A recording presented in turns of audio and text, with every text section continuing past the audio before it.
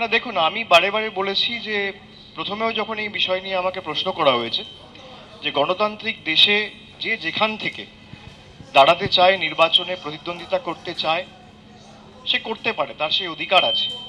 তবে আমার যেটুকু আমি দেখেছি, আমি যেহেতু একটি মিটিংয়ে ব্যস্ত ছিলাম, আমি যেটুকু শুনেছি বা সংবাদ মাধ্যমে যেটুকু দেখেছি, আমার দু তিনটে জিনিস খুব ইন্টারেস্টিং লেগেছে। একটা হচ্ছে বিজেপির যারা নেতা তারা আমার নাম নেয় না, তারা ভাব বাচ্চে কথা বলে। আর প্রাক্তন বিচারপতি, আমি প্রাক্তন বলছি তার কারণ হচ্ছে উনি ইতিমধ্যেই ওনার রেজিগনেশন টেন্ডার করেছে, আর প্রাক্তন বিচারপতিও ভাব বাচ্চে কথা বলেছে, আমার নাম নেয়নি। সুতরাং এই মিলটা খুব ইন্টারেস্টিং।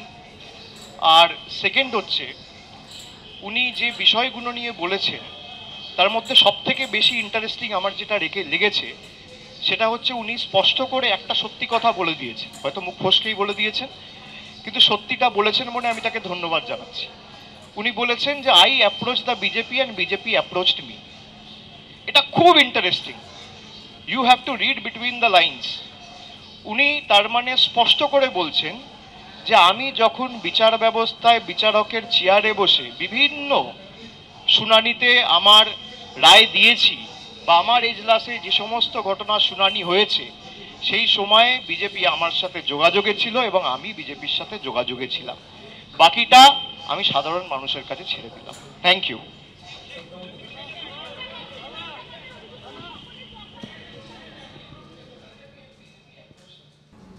বিচারপতি পদে ইস্তফা দিয়েই সাংবাদিকদের মুখোমুখি হয়ে দুপুরে তৃণমূল কংগ্রেসকে তীব্র আক্রমণ করলেন অভিজিৎ গঙ্গোপাধ্যায়। তিনি বলছেন যে 2009 সালে সিপিএমের যা অবস্থা হয়েছিল 2024-এ তৃণমূলের তাই অবস্থা হবে, 2026 পর্যন্ত এই দলটা টিকবে না।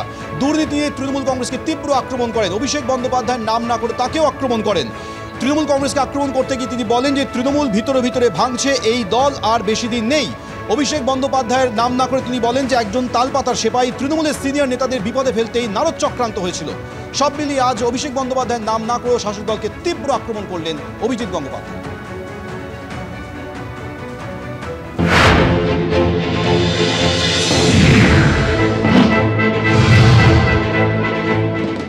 তারা কেন ক্ষোভে ফুঁসছেন এতদিন বাদে এবং কেন দল ছাড়ছেন সেটা আপনারা খোঁজ নিয়ে দেখুন। এক্ষুনি মন্তব্য করার কিছু নেই, তারা নিশ্চয়ই কিছু বলবেন কেন ছাড়ছেন দল। তবে আমি এটা বুঝতে পারছি যে তৃণমূল কিন্তু ভেতর ভেতর ভেঙে পড়ছে। এই তৃণমূল দল আর বেশিদিন পশ্চিমবঙ্গে নেই।